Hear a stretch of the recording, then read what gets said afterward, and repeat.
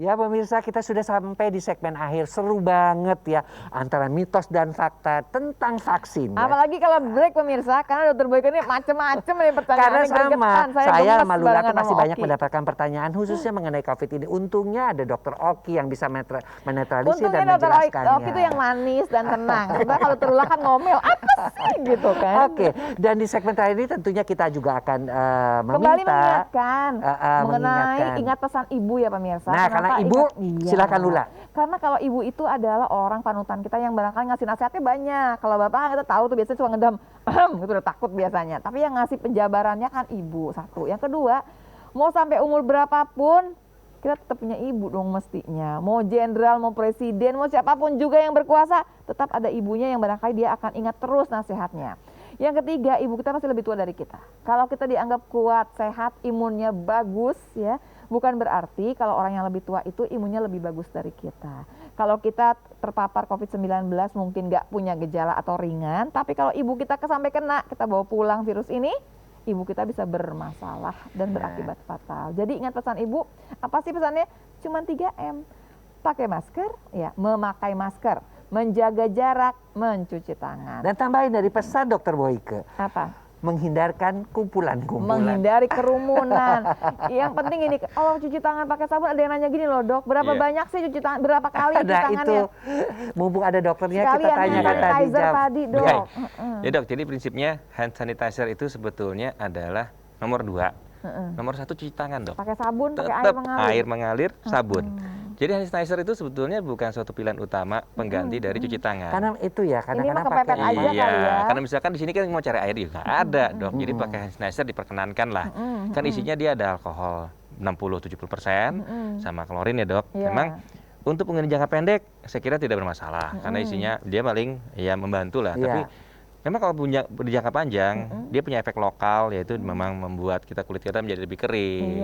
Dan beberapa kelompok yang hipersensitif sama kalau ada alkohol, dia akan gatal dan sebagainya. Nah, saya kira itu yang perlu diwaspadain efek daripada hand sanitizer. Kalau kita juga hand sanitizer memakai, kalau pemirsa tahu ya kita hanya memakai kalau misalkan kita ada di luar. Kalau di rumah cuci tangan, ingat air mengalir. Hand sanitizer untuk kalau misalkan lagi pergi, mungkin bisa lagi pergi ke mall, mungkin dalam kepentingan untuk belanja kebutuhan rumah tangga harian, boleh pakai hand sanitizer nggak apa-apa dok. Tapi untuk harian di rumah cuci tangan, gitu nomor 1. Lebih baik di rumah cuci tangan, di luar tetap hand sanitizer, begitu. Ya untuk kondisi, kalau di luar seperti kita masuk ke studio di sini kan di depan ada cuci tangan dulu, tidak menggunakan hand sanitizer dulu. Jadi itu suatu langkah yang baik, memang harus cuci tangan dulu. Sebetulnya kalau di dan udah semua tempat kalau barangkali ya, di ujung-ujung gang, di jalan tuh udah banyak loh yang nyediain tempat buat cuci tangan, dan ada sabunnya juga, pakai aja nggak usah repot.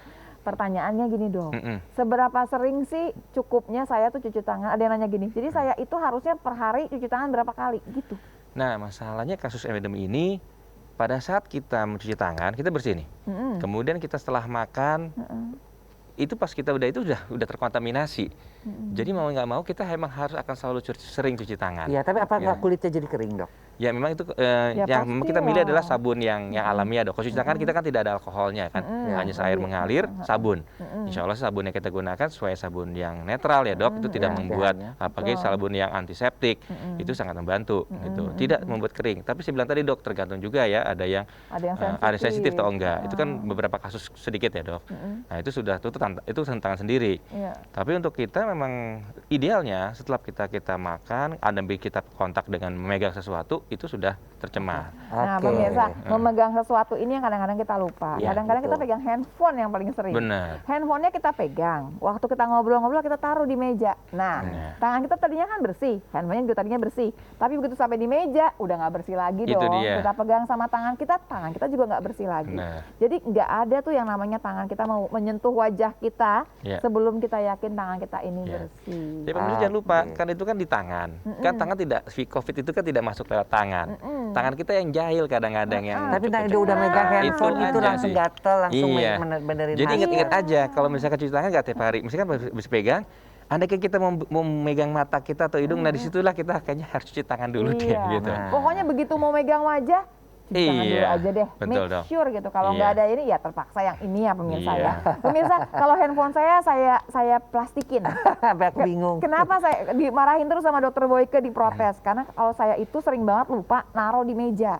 Nah, daripada saya bolak-balik nyemprotin handphone saya, ntar dia yang mati handphonenya karena rusak ya udah saya semprotin plastiknya. Iya, iya. Ini sih lebih gampang, dan si plastik ini bisa saya pakai berkali-kali karena kan nggak akan rusak, tinggal Betul. dicuci pakai sabun sampai Iya. rumah, nggak repot. Nah dok, Ya, Dok. karena ini sudah segmen terakhir, saya ingin dokter merangkum mengenai pentingnya vaksinasi nanti supaya pemirsa di rumah juga kalau sudah ada vaksin mereka dengan mantap untuk Gini datang dok, dan tadi diberikan vaksinasi. jabarinnya agak panjang ya dok ya, Iya. bahwa maksudnya gini, pentingnya vaksinasi COVID, Iya. walaupun belum sampai ya dok ya, Iya. tapi bahwa vaksinasi lain tidak menghilangkan vaksinasi yang itu, begitu Iya, ya dok ya, betul. sama tapi vaksinasi yang lain juga tetap berguna. Benar. Gitu ya, dok. Silakan dok. Oke, jadi vaksinasi kita ngomongin pencegahan. Iya. COVID itu kita bukan ngomongin kuratif, pengobatan, bukan, tapi pencegahan. Jadi Iya. vaksinasi adalah salah satu cita-cita kita semua bersama. Iya, iya. Ya, sambil menunggu vaksin COVID-19 luncur dan kita dapatkan, satu, tetap silakan gunakanlah vaksin-vaksin yang bisa mencegah terjadinya penyulit jika kita terpapar oleh COVID, yaitu Baik. pneumonia. Nah, Yuk, iya. vaksin pneumonia. Mm-mm. Yuk kita vaksin Influenza. influenza. Karena bagaimanapun COVID itu tidak datang sendiri, dia ada bawa dayang-dayangnya juga mungkin ya, Iya, influenza iya, yang iya, lain, iya. virus yang lain. Setidaknya dengan pemberian vaksin, walaupun belum COVID kita dapatkan, kita bisa melatih imun sistem kita untuk siap-siap berperang Iya. terhadap penyulit yang akan dapat ditimbulkan oleh COVID-19. Jadi manfaatnya banyak, pemirsa ya. Jadi yuk kita vaksin ya, satu. Dan sambil juga jangan lupa, jangan takut sama vaksin ya, gitu. Vaksin itu melalui suatu fase yang panjang dan sudah diakui oleh jelas dunia, pemerintah kita. Kita percayalah sama pemerintah kita. Dan dites juga ke banyak orang Dan sebelum banyak sampai ke orang kita, dan ya. kita nggak sendiri. Andai kan ada suatu kabar bahwa ada terjadi efek samping dan sebagainya, itu memang kejadiannya kecil sekali dan itu belum tentu. Bayangkan aja, kita takut sama vaksin, tapi kita naik motor ugal-ugalan, mau kebut-kebutan. Naik motor itu kan juga ada juga. Iya. Kematian itu, Ah. ya nggak hanya vaksin, jangan jadikan satu alasan bahwa takut untuk divaksin. Tapi naik motor atau naik mobil yang ugal-ugalan lebih kita takutkan sebetulnya. Loh, Kematian nggak usah lebih gede. ugal-ugalan pun tetap ada resiko kan ya? Bener. Jadi lebih gede naik motor Dokter Oki, bukan terima vaksin. kasih banyak. Terima Oh, udah kasih. jelas semuanya. Semuanya Ayo terima pemirsa, kasih loh. Thank you. siap-siap ya, siap-siap nunggu vaksin, siap-siap Iya. kita rajin. Pokoknya sebelum sampai vaksinnya sampai ke kita tetap protokol kesehatannya harus rajin sambil nunggu si vaksin Iya. ini Iya. ya. Jangan lupa protokol kesehatannya 3M.